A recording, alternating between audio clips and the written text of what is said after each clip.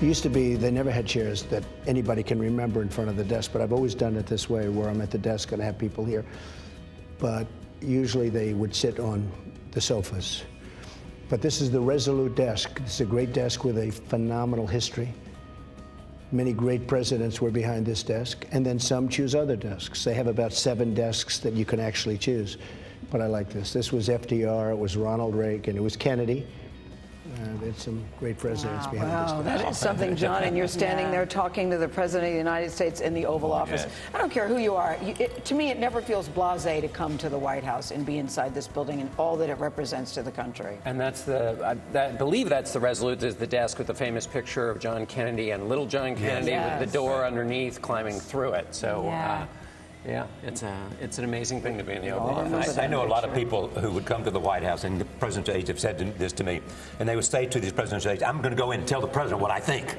And then when they would come out, the aide would go to see them and say, how'd it go? And they would say, he's a great president. Right, exactly. George W. Bush used to tell that story about his father. People would say, I'm going to go give him what for, and they'd walk in and say, that's a nice time, Mr. President. How's your tennis game? Right. Yeah, there's a magical thing that happens once you cross that threshold. All of a sudden, you're like, homina, homina, homina. Yes. After the Oval Office conversation, John traveled aboard Air Force One with the president to Pennsylvania. While there, President Trump signed his 32nd executive order. Mr. Trump also met with workers at a tool factory and spoke at a rally to mark his 100th day in office. And at the factory, I asked the president about his next set of priorities and how he plans to work with Congress. What about infrastructure? When is that going to happen? We're going to do infrastructure very quickly. We've got the plan largely completed, and we'll be filing it over the next 2 or 3 weeks, maybe sooner. You said you were disappointed in the Republicans in Congress. Why? Well, disappointed. They're friends of mine. They're really special people, whether it's Freedom Caucus or Tuesday or Thursday or Let's Go Have a Drink, that group.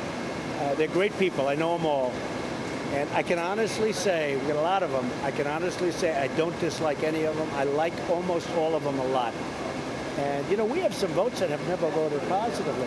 But now we're the governing party. Before it didn't matter. They could vote no, it wouldn't matter because President Obama was going to veto everything. And they didn't have the Senate. Now we have the Senate, the House, and the White House. But these are great people.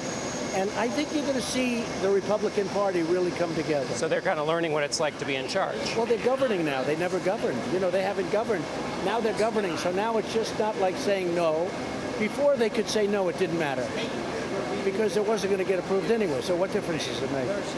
Now we're governing. And I'll tell you what, Republican Party, they're great people.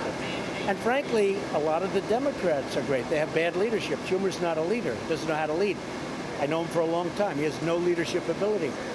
And he's bringing them so far left, they're never going to win another election, believe me. What's the difference between negotiating in Washington versus negotiating in business? Well, I think the big difference is for what we're doing here, Washington, you really need heart because you're talking about a lot of people. Whereas business, you don't need so much heart. Right. You want to make a good deal. Wow, really interesting to hear him say that about them. And tell us about all the workers that were standing there. They were dying to just touch him too. I mean, he is their champion, and that's why he was in that factory. It charges him back up. Those are the people he's fighting for, and this is the dynamic we've been covering ever since he was in the campaign, which is they see him in there fighting, and you know, if he's having any difficulties at all, it doesn't matter to them because he's swinging for them in a way they don't think anybody in Washington has been working for them, and you just saw it in the interactions between them right there. They wanted leadership.